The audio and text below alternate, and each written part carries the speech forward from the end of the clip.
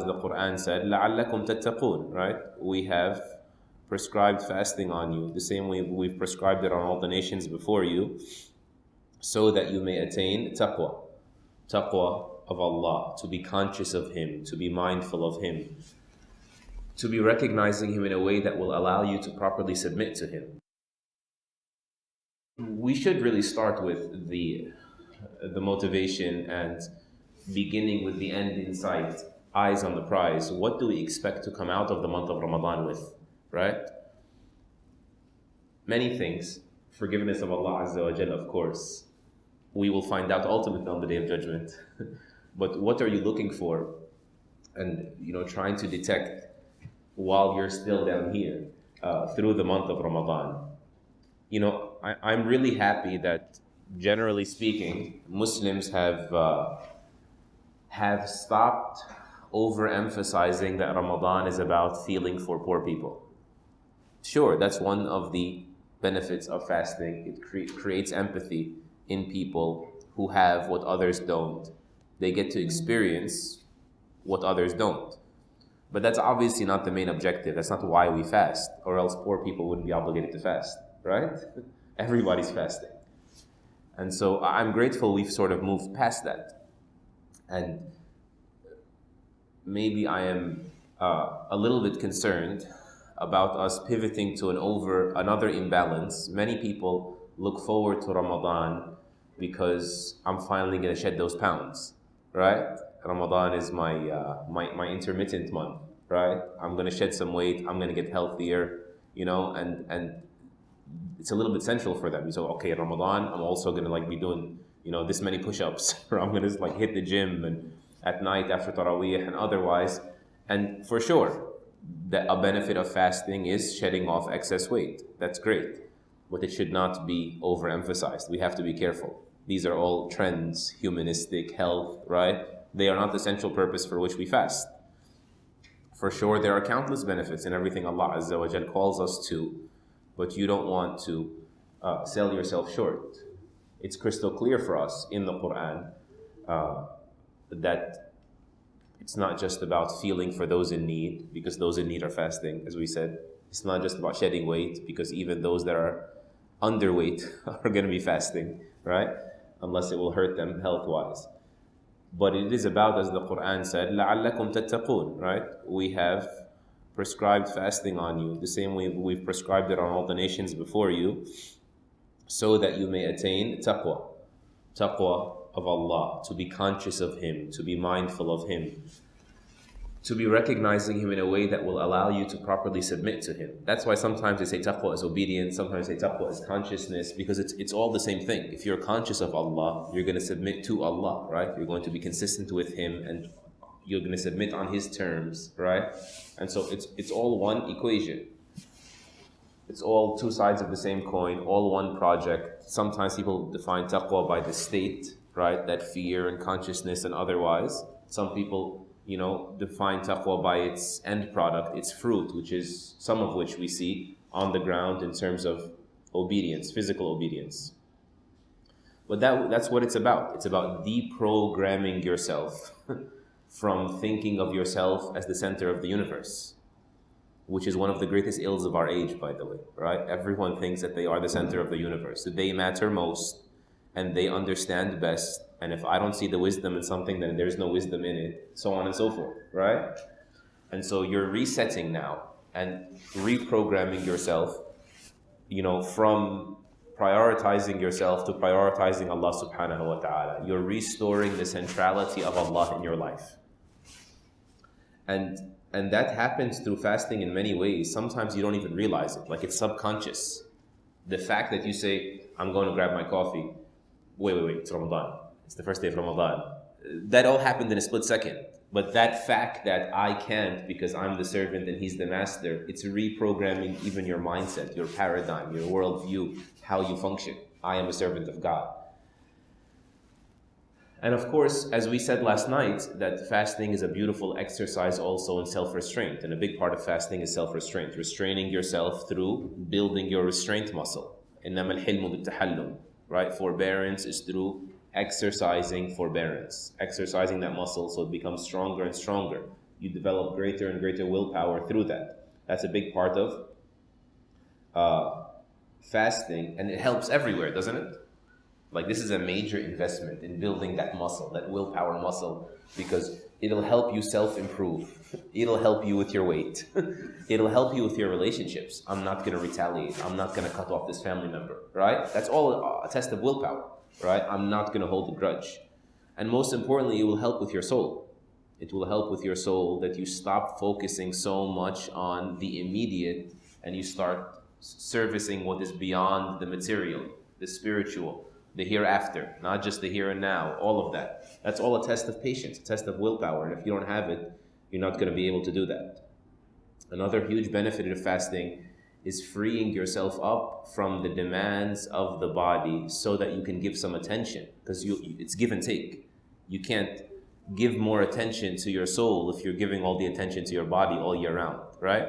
And that's why the month of Ramadan, where you restrain food and drink a little bit, is the month where you enhance your relationship with the Quran.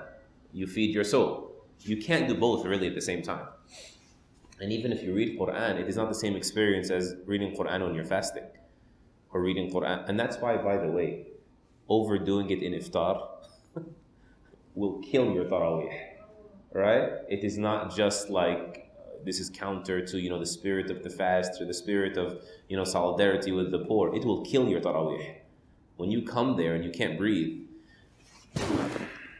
right? I'm gonna throw up, right? Or you're everyone's smelling your burps on your right and your left, or whatever it is. This is a problem, right? We've missed a major objective with the fast, which is to reconnect with the food of our souls, the rope Allah extended from the heavens, the Quran, the book of Allah Azza wa Jal. Aside from all the other benefits. So we should just keep that in mind, why we're here and what we're doing it for. And now let's move on to the hows. Okay? So, how are we going to fast? Well, who's fasting, first of all? You tell me. Who's obligated to fast in Islam? Fasting is obligatory on every sane adult, for the sake of shortening the puberty qualifier. Sane, adult, resident. What's left? Capable Muslim. Okay? Let's just say capable Muslim. And I'll tell you why I use the word capable. But we all know, right? Allah Azza wa Jal said, let me just prove this first, before we speak about who's exempt. Allah Azza wa Jal said, فَمَنْ كَانَ مِنْكُمْ مَرِيضًا أَوْ عَلَى سَفَرٍ فَعِدَّةٌ مِّنْ أَيَّامٍ أُخَرٍ. Whoever of you is sick or on a journey, then an equal number of days, meaning at a later time, an equal number of days are due on you, make-up days, right? And so, if you're sick, you don't have to fast, all right? But what does it mean to be sick? Most scholars, most of the fuqaha, said sickness is something, an ailment, that can either be prolonged or aggravated, like it'll get worse, or it'll take longer to be cured if you fast. So you're sick in a way that is aggravated or prolonged by you fasting. So if you cut your finger and you go to the hospital and you get stitches, you're probably not allowed to break your fast. Okay? As opposed to a sickness that is affected by the fast, right? Like a diabetic, for example, or someone that is required to take medication, ingesting some medication or something, right? Otherwise, things will get worse, or things will it'll take longer for them to recover. That is the definition of the majority of scholars. Even though Al-Bukhari, rahimahullah, and Ibn Sirin and others said Allah said sick, so any kind of sick, the majority of scholars did not accept this line of thinking, and they said a sickness that the fasting will hurt. Okay? That's sickness.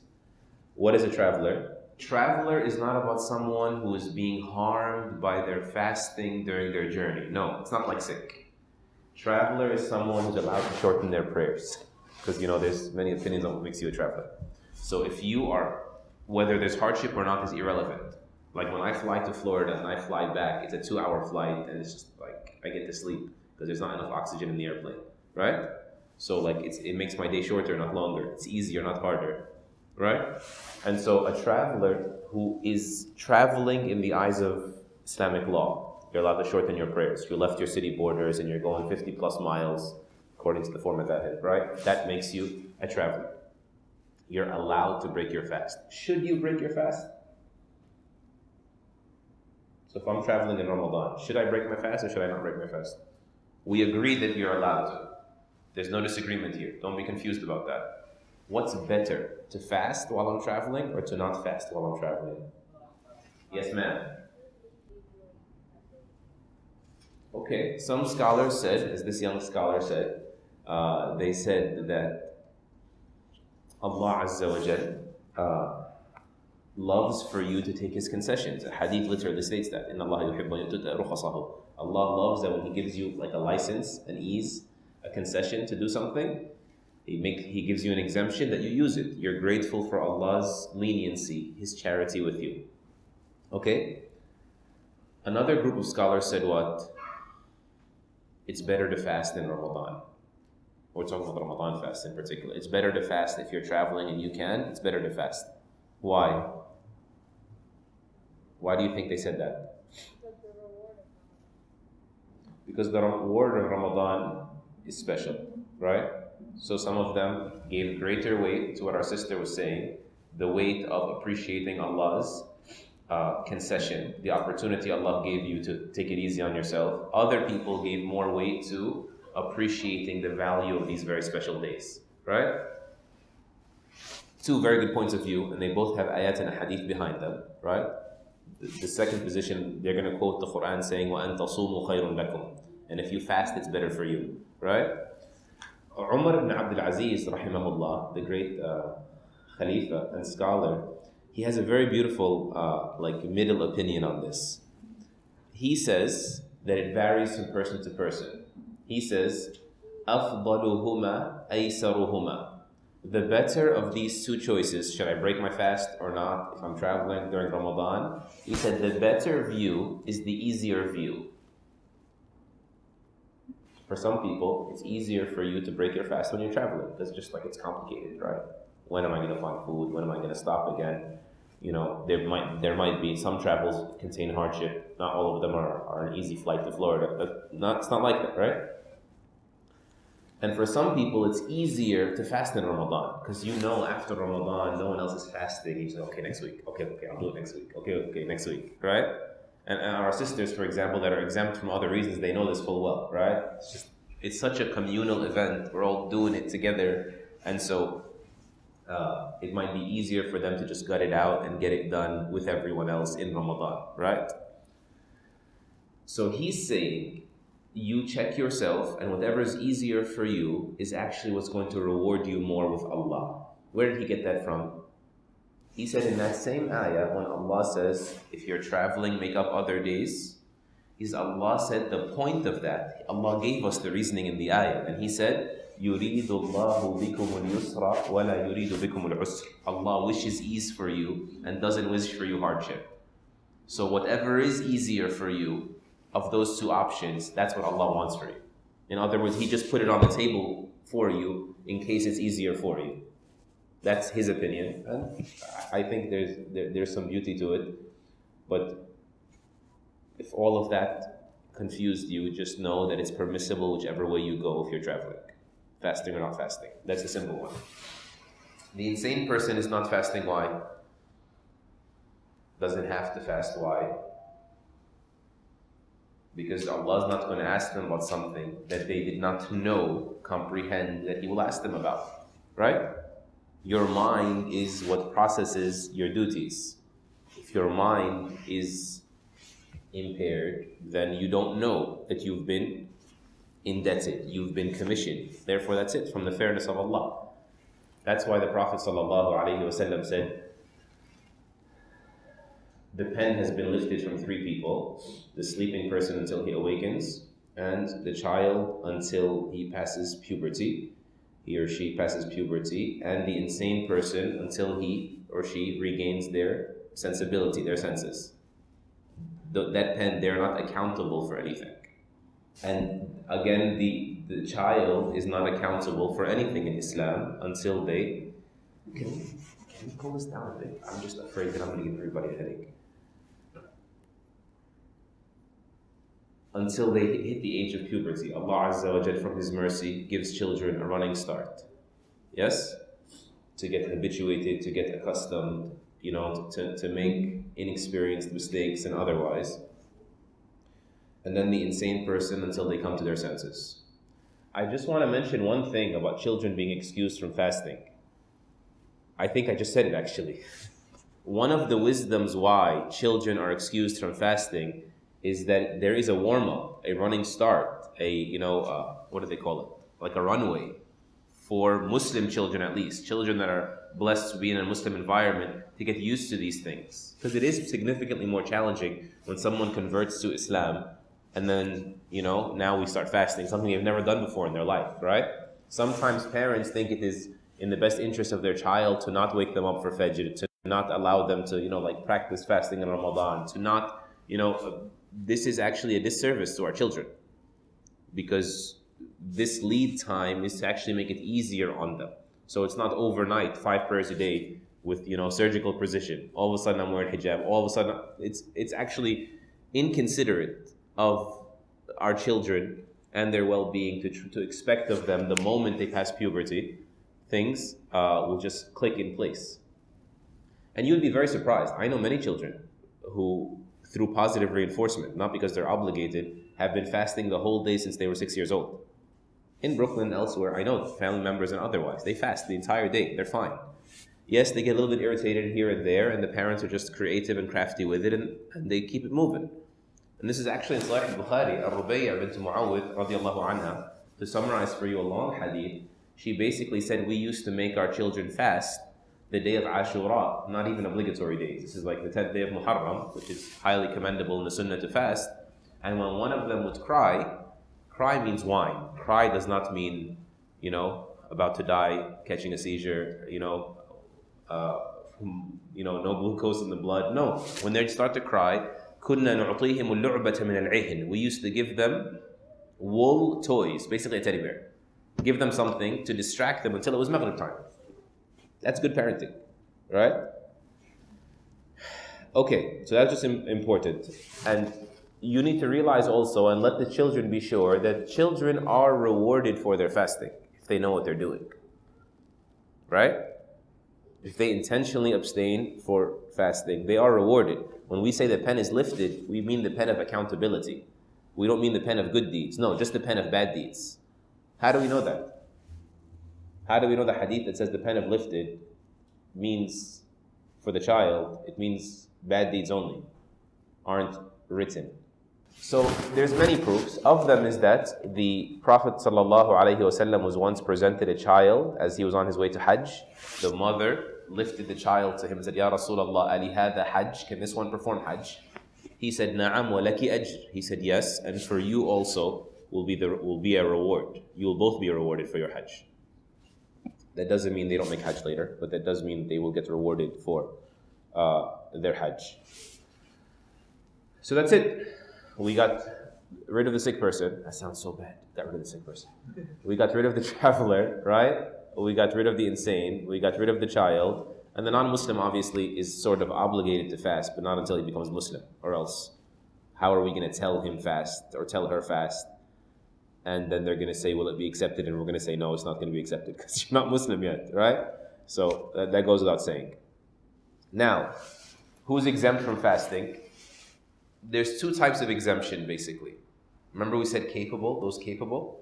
There are those that are incapable, legally speaking, Islamic law speaking, and then there are those incapable, physically speaking, like health-wise. So those incapable of fasting, legally incapable, are who? Not allowed to fast. Who are they? We just said they agree that he's allowed to fast.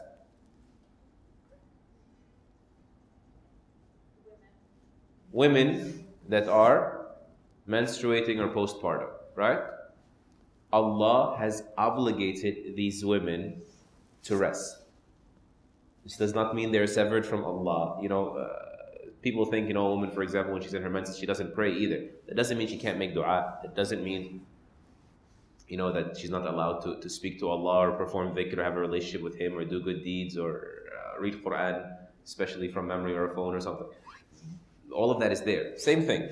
Fasting person is simply obligated to rest from the physical burden of fasting. The physical adversity in fasting, they're obligated to do so. And the only thing I want to say about that very quickly is that our sisters, those of them who are regular in their cycles, sometimes jump the gun and they say, oh, this feeling, they know their bodies, and so they say this feeling means that it has started, because they're expecting it on that day, and they begin to feel the muscles changing or the cramping or whatnot. This is not menstruating. You would not be allowed to assume you're not fasting. There actually has to be visibility here. You have to actually see that it has begun. I think I'm being as clear as I need to be, inshallah, considering the varying age groups in the room. Then the bigger subject are those physically incapable. Those physically incapable of fasting. We already sort of touched the sick person, but it's not just the sick person. There's like a whole bunch of like subcategories under the sick person that they're like pseudo-sick. They're sort of sick because they're just in a state of weakness. They're too weak to fast, right? And so, like who? A pregnant woman, if she is too weak to fast, right? The elderly many a times reach an age where they cannot fast. Yes, sister. Okay, someone who's sick. So I want you to think of it like this, inshallah. All right? A sick or a weak person. Two sets now, right? Those physically incapable. Is this chronic? Like it doesn't get better? It's just that's their new state. That's their new normal, as we say? Or is this temporary? Right? Sometimes it's chronic. Like I'm a diabetic and I cannot bear to fast. I will be harmed by the fast. Doctors have told me this. I know this about my body. Even a shorter day like in the winter, it's still not short enough. I still can't fast. That's chronic, right? An elderly person, this year he can't fast. Very likely next year he can't fast either. Things are not going to, be reversed. The aging process doesn't really reverse itself much, right? So those are chronic. For whoever it's chronic for, they just feed one poor person, I'll explain later, per day that they can't fast. So 29 if it was 29 days this year Ramadan, 30 if it was 30 days this Ramadan. All right? For those that it is temporary, they expect it to get better, right? Then those people are obligated to try to make it up at a later time. If it becomes clear that, oh man, there is no later time, then we move them over to category 1. They become chronic, they just feed. Is that clear? I hope that's clear. I hope that helps, inshallah. So those temporarily weakened or temporarily sick, make it up when possible. Otherwise, if there is no possible, then that's when you move to the fidya. The fidya means ransom. Fidya is basically an exchange. One feeding per day. What does one feeding mean? One feeding, you have two options. You can either, I'm just going to use the Hanafi opinion because it's just safer and wider. 1 kilogram of staple food, kilogram of dates, kilogram of wheat, kilogram of grains, and you bring them or have someone bring them to a family in need. I'm sure many of you know that these like relief websites have these drop-down menus for fidya, and you can basically authorize them. You give them the money and you authorize them to take care of it for you. That's fine. That's one option. The other option is warm meals to the needy, or like a hot meal or something to the needy. Anas ibn Malik, radiallahu an, the famous companion of the Prophet sallallahu alaihi wasallam, he used to do this. When he got very old, he reached or surpassed 100 years of age, Anas used to gather the needy on the last day of Ramadan and just feed them. He'd gather 29 or 30 people in his house on the last day of Ramadan and just feed them all so that he goes into Eid clean, right? He goes into Eid having his debts covered, having his fidya paid. Awesome question. What if I can't make up the fast and I can't afford the fidya? Nothing. It's the way it works in Islam. لا يكلف الله نفسا إلا وسعها. Allah will never hold you accountable for something beyond your capacity. He is the one that limited people's capacity, so He will not ask them Why didn't you do more, right? If a relative were to do it for them, it would be commendable, but not necessary. And Allah Azza wa Jalla knows best. Okay? The middle gray area here in this discussion of chronic and temporary or not is the issue of a pregnant and a nursing woman. Basically, the scholars debated, how do we categorize her? We know she's allowed to break her fast. If she feels that she will be harmed, she knows she gets too dehydrated, or, the baby is in danger, or, she's not producing milk or enough milk or any of that, right? She's allowed to break her fast. That's clear. How does she make up for it, right? According to the four madhahib, she is like the sick person that broke their fast. Go back to that category. Sick person that broke their fast. Means what? What does the sick person do? They make it up when they can. There is an opinion, though, narrated from two great Sahaba, and that's what makes it very heavy. From Abdullah ibn Abbas and Abdullah ibn Umar radiallahu anhuma, that said she does not have to make it up. She can just skip that whole process and feed fidya, basically, for each day she misses. So what some scholars, especially many contemporary scholars nowadays, they often say that these opinions are not necessarily disagreeing. Like maybe what Ibn Abbas and Ibn Umar meant is that she should make up the days unless she can't. In that case, this is plan B. You know why she can't? Because the pregnant and nursing woman could almost look like she's chronically weak. Why? Think about it. Like if she's pregnant, she's the type of woman that can't handle fasting with pregnancy or nursing. She could be pregnant and then nursing for 2 years. She already owes 90 days, right? If she's not pregnant again, right? And then imagine she has 2 or 3 or 4 kids. She now owes about 15 years of fasting, right? Including the current year. So basically when it becomes just too cumbersome, it piles up on her, maybe that is where we step away from the opinion of the four madhahib. Or should I say, we stop comparing her to the sick person and assume her to be someone chronically weak and just say, hey, just give the fidya. And the husband, of course, if you want to be husband of the year, you can pay it for her, inshallah. Alright? How is it possible that children get hasanat, get good deeds when their book is not open? So the book is open, but the pen that writes down bad deeds is restrained. The angel is not allowed to write bad deeds for a child, but he's allowed to write good deeds. Alright? So, what breaks the fast? Eating and drinking.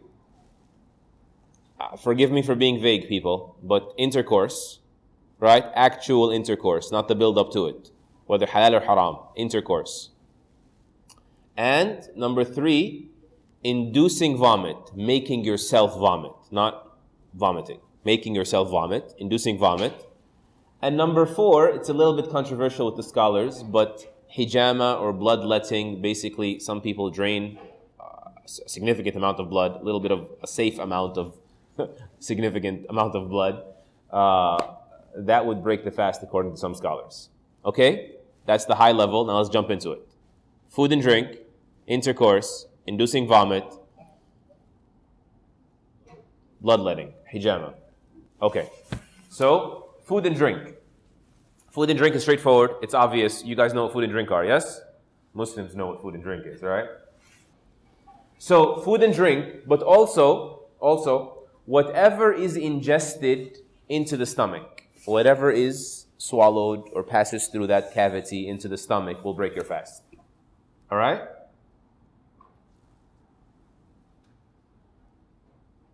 So what does that mean? That means smoking will break your fast. That means swallowing a tablet, medicine. If you need medicine, you need medicine. You're sick. We already covered that. But it will break your fast if you have to take medicine, even if you don't think medicine in your head is food and drink, right?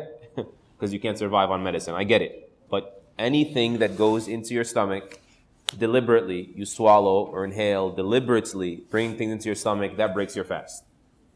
That there's also a question sometimes of, because our sister mentioned medicine, the issue of sublingual tablets. Some people take tablets that are placed under their tongue. Does this break the fast or not? Many contemporary scholars say it doesn't fit the definition. It's not food and drink, right? and it does not pass through the food cavity. It's swallowed by the membranes of your gums and under your tongue and otherwise. It's swallowed into your bloodstream, your cells in your bloodstream. So it would not break the fast according to that opinion. Just leaving that out there in case someone has that alternative. Okay, last one. Hold on. Last one. So food and drink, whatever goes into the cavity. Now whatever serves the function of food and drink, whatever offers you nourishment, even if it doesn't go this route. This one is controversial as well. Not all scholars will accept this part of the definition. Hanafis will not. They say anything that's absorbed or enters through the pores or through the skin will not break your fast. But the position I subscribe to, and the position that this shouldn't make a difference, but that I'm very convinced by, is that if you take an injection that nourishes you the way food and drink nourish you, like IV, right, like glucose through your veins, right, this will break your fast. This should break your fast, because you can literally go not 30 days, you can go 300 days on this stuff without needing food and drink, right? That's the idea. And so people ask all the time about needles and injection in fasting. I want you to tell yourself, does it replenish my blood, meaning nourish my blood, nourish my system, do what food and drink do? Then in that case, even if it didn't come in through ingestion, right, from the mouth cavity downward, it will still break my fast. So IV glucose drip will do it. Dialysis machines, they replenish your blood. That will do it. Some will say that simply iron injections, right, could do it. But anything else, like anesthetics, insulins, anything that's not nutritional, it's just medicine. Medicinal needles, medicinal injections, those will not break your fast, because your body is not sustained on these things. They're not food and drink. They don't do what food and drink does. Therefore, it would not be right really to compare them to food and drink. Okay? Any questions about this? This one. Yes, sir. Omar.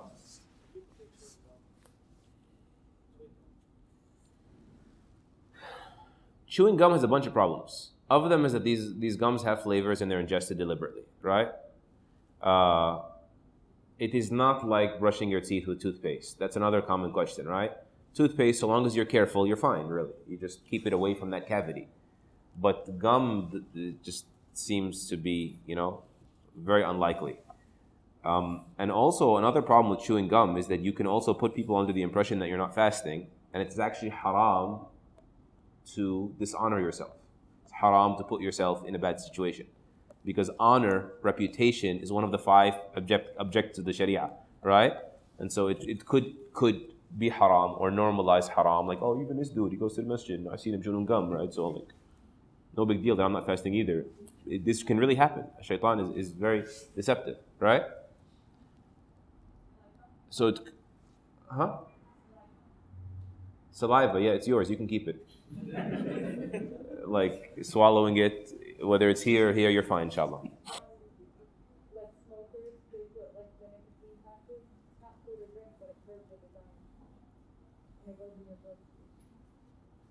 Yeah. I don't recall any patches, based on the opinion that I'm sharing here, right? Of those. So some scholars have said the Hanafis will not care.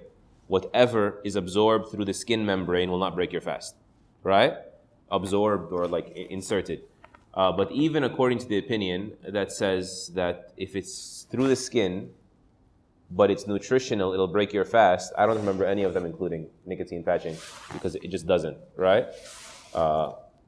And there's so many here. Sublingual tablets, they say will not. Eye drops and eardrops, right?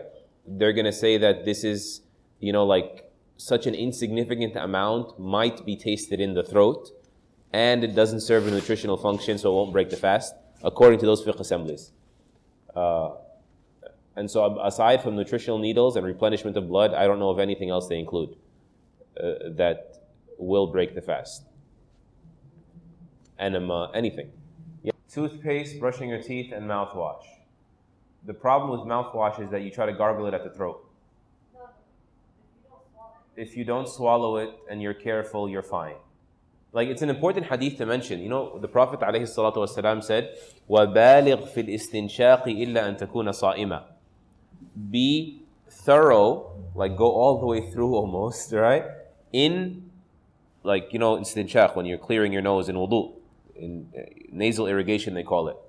Be thorough in nasal irrigation unless you're fasting, right? And so that's something you have to do, which is wudu. And when you do it, still be careful. So anything that's not necessary, try to minimize it and try to be extra careful with it. And by the way, here's a fun dental hygiene or oral hygiene fact. Brushing the tongue is what gets rid of more of the smell than the teeth, gums, and throat a lot of times. Just keep that in mind. Brushing the tongue is the secret. I'll charge you later for letting you know that. Yes, sister.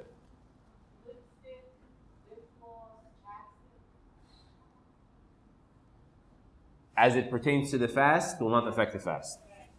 Yes, unless like you're swallowing lipstick or something. It's just...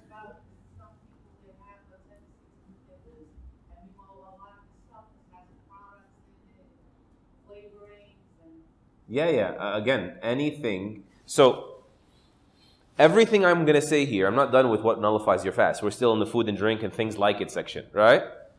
Anything that was done accidentally couldn't have prevented it. Forgetfully, you just honestly forgot. Or forcefully, someone had a gun to your head, right?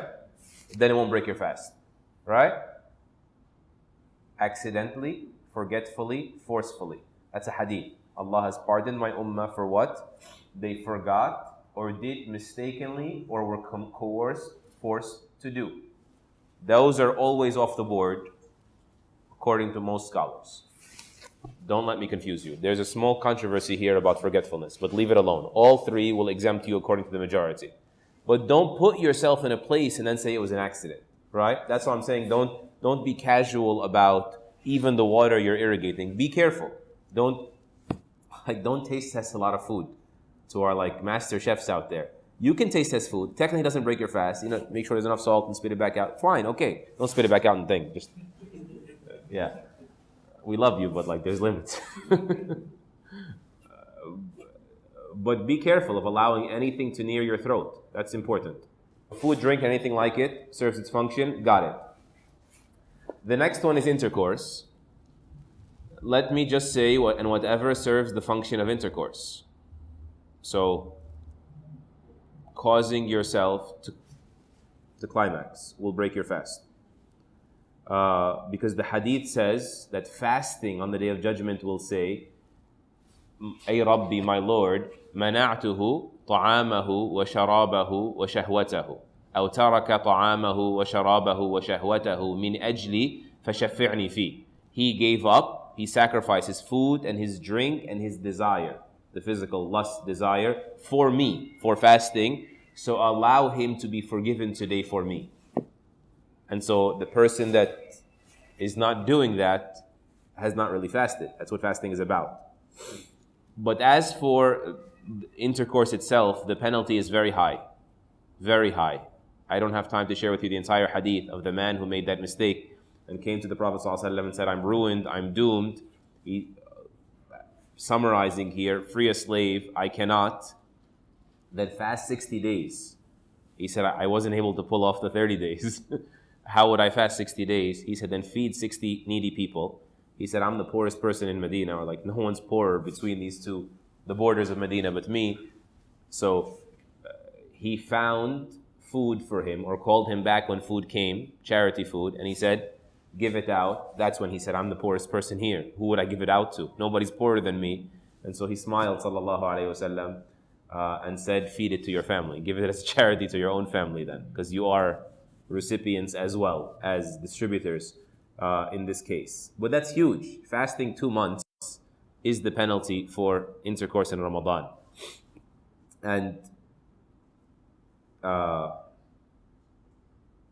And requires tawbah. Any way you break the fast without an excuse requires tawbah, and is a huge deal. You know, in that famous revelation that came to the Prophet Muhammad ﷺ, he said, I saw men being hung upside down bi'araqibihim. Araqibihim is basically, I'm sorry, but you ever been to the meat shops and the hook has the animal from right above its knee? hanging them by that joint. He said they're hung like this, and their mouths are slit open to the back. And he said, "Oh Jibreel, what is this? What am I looking at?" He said, هَؤُلَاءِ الَّذِينَ يَفْطِرُونَ قَبْلَ تَحِلَّةَ صَوْمِهِمْ. These are the people who break their fast before it is permissible for them to do so. And so this is not a light matter, and this is, I guess, a good juncture to remind of that. Breaking the fast without an excuse is huge, whichever way you break it. But if it's broken through intercourse, it's an even heavier penalty, at least according to some scholars. Some scholars say that heavy penalties for any way of breaking the fast. Others say no, tawbah and making it up is for any way you break the fast without an excuse, whereas the 60 days or feeding 60 people is only for those who break the fast through intercourse. The third one is to deliberately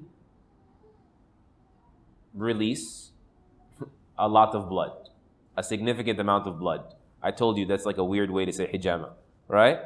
But the reason we say it like that is because scholars who believe this breaks the fast. So the Prophet ﷺ said that. He said, أَفْطَرَ الْحَاجِمُ وَالْمَحْجُومُ, that the person who does hijama, who knows what hijama is, by the way? Raise your hands if you know what hijama is. So I don't need to explain too much. Hijama is basically a very traditional medical procedure that gets rid of bad blood. The Prophet ﷺ commended it. It's been around even thousands of years before him. The Chinese have used it. He approved of it in the Sunnah, alayhi salatu wasalam, but he did not approve of it for the fasting person. He said, when you're fasting, if you perform hijama, or hijama is performed on you, you've broken your fast, right? Some scholars said this is a earlier rule that was later abrogated. Basically, when Muslims first started fasting, and maybe some people would underestimate how difficult it is to fast, and think it's no big deal, I can still handle it even if I do this procedure. He wanted to stop that, because getting the whole society to fast at once overnight is not something, easy. Reforming all society is a massive undertaking. And so he wanted to make sure everyone was fully empowered to do that, or as many people as possible were. But that rule doesn't apply anymore. Some scholars said this. This rule is mansukh, is abrogated. Once people got used to fasting, it's fine. But at the end of the day, why put yourself in the controversy, right? We're not sure that this won't break your fast. And so just stay away from this procedure that you can do any time in the year, or even in Ramadan at the night time. Don't do it during the daytime in Ramadan. But there's something actually even more relevant to some of you, which is donating blood. Donating blood would break the fast according to the scholars that believe that the rule still stands.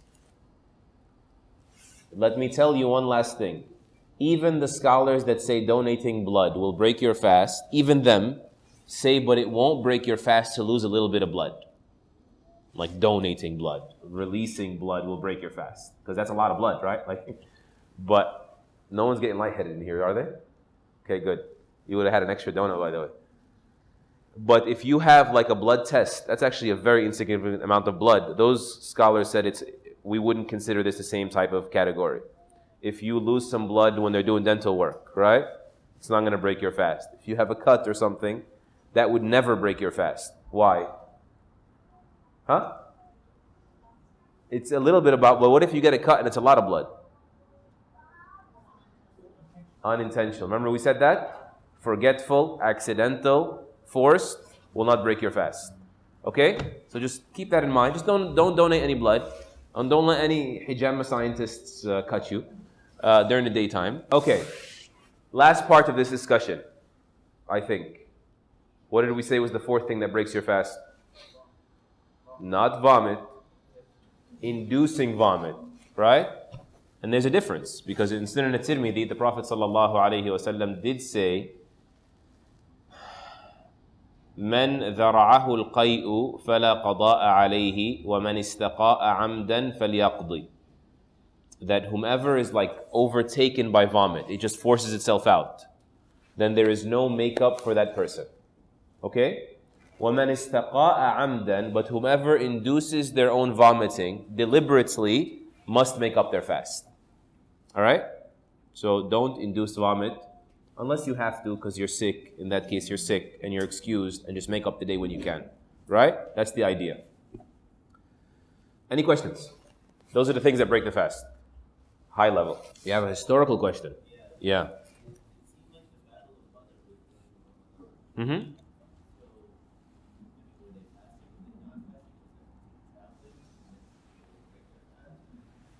That's it.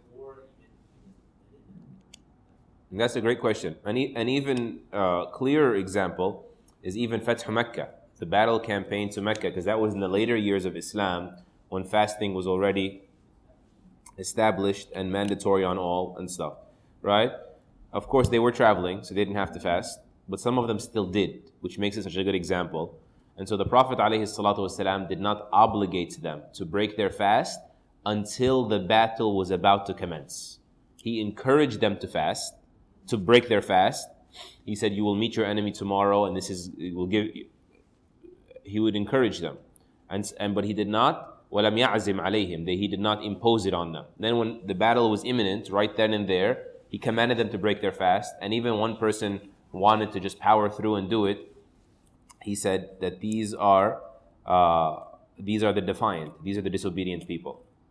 And so maybe you can throw that. I just didn't use it for time purposes. When you throw into like who is legally incapable, who is not allowed to fast, technically we can say the menstruating postpartum and also the combatant actively in battle. So they're not allowed actually. Wallahu ta'ala a'lam. So the last thing I wanted to say quickly, after I finished all these, ahkam, the rulings on fasting and otherwise, the legal, red lines of fasting, I want to tell you, please don't make the mistake of thinking fasting is about these bare minimums, right? Because that is just the nature of, dividing things into like the technicalities and then the spirit of the fast, the letter of the law, right? It's like we have to see just because it's a technically valid fast doesn't mean you're going to get rewarded for this fast. Like the bare minimum fasting we discussed today, right? Bare minimum. What that bare minimum means is what? Allah will not ask you, why didn't you fast? You fasted, right? It doesn't mean that just because you've met these legal baselines, these legal minimums, you'll actually be rewarded for your fast. To be rewarded for your fast, it's another level up. It's not just staying away from food, drink, intercourse, inducing vomit, bloodletting, and things that can be compared or analogized to them. No, it is staying away from whatever displeases Allah subhanahu wa ta'ala all year round. Right? Please don't ever fumble that part. It's the taqwa we began the discussion speaking about. That's what it's all about.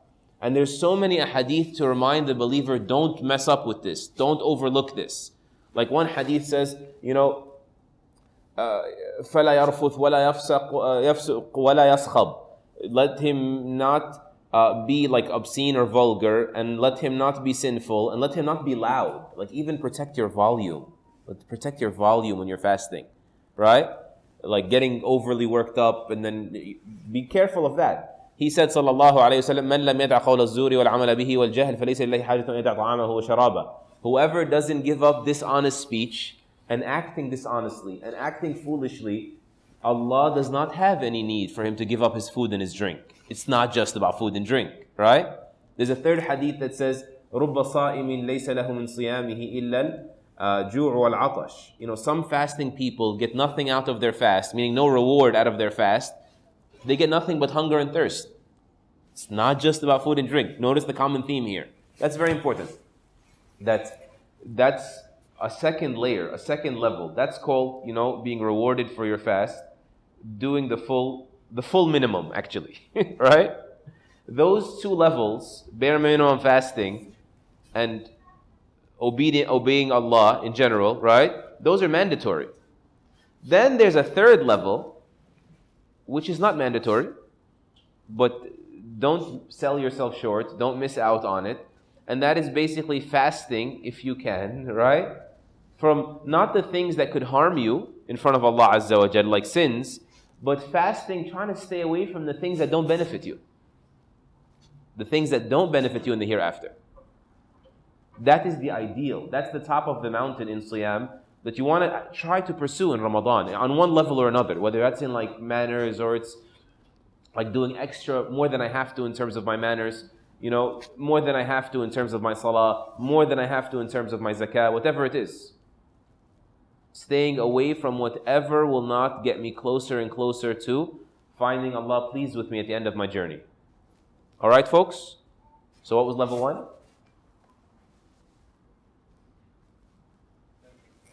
Angry Shinawi coming right up. What was level 1? Bare minimum. Staying away from the things, fasting from the things that'll break your fast. Right? Today's workshop. Level 2 is what?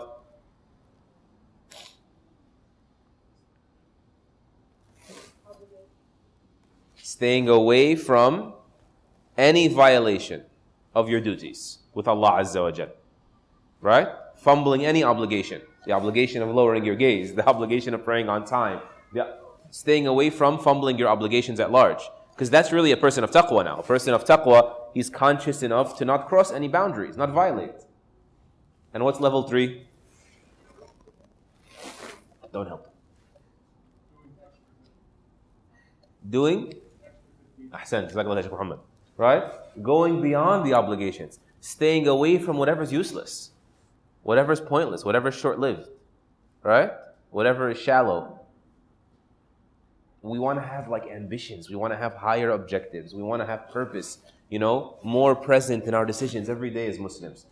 Ramadan is a perfect opportunity to recalibrate that mindset. When you have a small buffer before Fajr, I don't believe that violates the sunnah of delaying suhoor. Right? And when you leave a small buffer at Maghrib time, again, these are for the people that are not certain. I include myself among them. You leave a small buffer, after Maghrib, after what your phone says is Maghrib, for what someone else's phone says is Maghrib, I don't believe that falls into delaying iftar. Right? Delaying iftar really is about, what is the term? It's a term for it in English. But basically waiting till Isha. Right? Deliberately waiting till Isha or something. No more light in the sky anywhere. No. So long as we're certain that the disk of the sun is gone, no matter how much light is there in the sky, you break your fast. Even if the sun were to reappear, which is really interesting. Alright? Like if you're in a plane or something like this, you would be fine. But I don't believe that little weight would fall into it.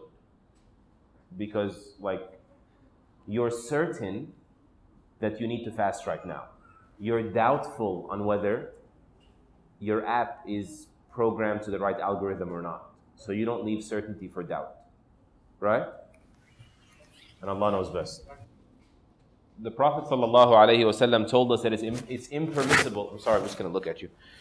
It is not permissible for a Muslim to basically shun, yahjur, right? To give the silent treatment, basically, to another Muslim for more than 3 days. He says where they meet each other, يَلْتَقِيَانْ فَيُعْرِضُ هَذَا وَيُعْرِضُ هَذَا. Each one of them is basically turning away from the other, ignoring the other. وَخَيْرُهُمَ الَّذِي يَبْدَأُ بِالسَّلَامِ. And the better of those two is the one that begins with salam. So there has to be a bare minimum, even if you may need a little bit more time to allow the relationship to return to where you wish it was, or where it once was, or otherwise. There's still a bare minimum that after 3 days, you should be giving salam to people, you should be giving their rights to them, and so on and so forth.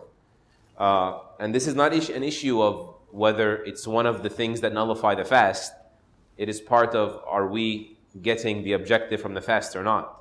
Are we becoming people of taqwa or not? Because when you become a person that is conscious of Allah, you know what all other people become? They become a third party. Right? You realize that Allah put those people in my life, and so I'm actually reacting to Allah now, not to those people. And it makes everything easier. It makes you fear the tyrant less. It makes you forgive, your family members more. It's easy because you're interacting with Allah, recognizing, I don't want to say His involvement in this, but His actual directing of this, engineering these situations, if that term wouldn't be permissible to speak about Allah in Arabic, but in English there's more flexibility. Him deciding that by His wisdom, that framework for your life, that dynamic, He did that, nobody else. وَجَعَلْنَا بَعْضَكُمْ. We made you, part one with another, fitna, a trial, أَتَصْبِرُونَ. Are you going to persevere? You're going to live the way I want you to live with people. وَكَانَ رَبُّكَ بَصِيرًا. And your Lord is watching. Your Lord is ever watchful, subhanahu wa ta'ala. And so it is contrary to the spirit of taqwa to ignore the three-day rule with Muslims. وَالْأَقْرَبُونَ أَوْلَى بِالْمَعْرُوفِ. And so with family members, they have a greater priority on us than the average Muslim. So it compounds. And Allah knows best. When you go out and you're fasting and you make a what? You put makeup on. It would basically follow level 2, not level 1. So level 1 is the things that break your fast. Level 2 would be the violations that involve sin, which could ruin your reward and reflect that we're not being observant enough of Allah's boundaries. Because part of Allah's boundaries that a woman does not leave her home to foreign men, seen by foreign men, perfumed. Instead of perfume, what? Bukhur? I've never heard of this. I'm unfamiliar. You had another question? I don't know. I can't imagine, by the way. Because the whole idea of scents is that scents turn heads. And so the flavor of the scent, I can't imagine making a difference.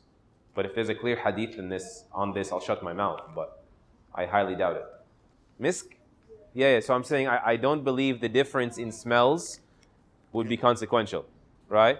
Any pleasant smell, and I think we can agree that we put smells on to smell pleasant, should not be smelled by the opposite gender unless they're direct relatives, your father, your brother, your son, your uncle, or husband, of course. All right? Yeah, some of the fuqaha considered bukhur a breaker of the fast based on the whole smoking discussion, the cigarette discussion we had, that it passes through the cavity and particles reach the stomach organ. And of course, staying away from the gray areas is always recommended, but it's a hard and fast rule, right? Like if we're in a place this big and there's some bukhur in one corner, it's very different than you're in a tight space and you're filling your beard and your shmag with, because in some cultures that's what they do. They turn the bukhur on and they literally hover over it, right?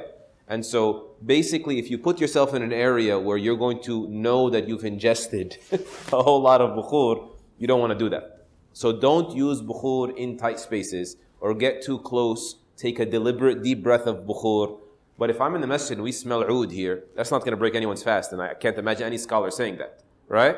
But it's the idea was the type of bukhur, the way used by certain people, where you've seen them, right? Like they imbibe it, and just, yeah. And Allah knows best. This is likely what the fuqaha were speaking about. All right. سبحانك اللهم وبحمدك اشهد ان لا اله الا انت نستغفرك ونتوب اليك. جزاك الله خيرا.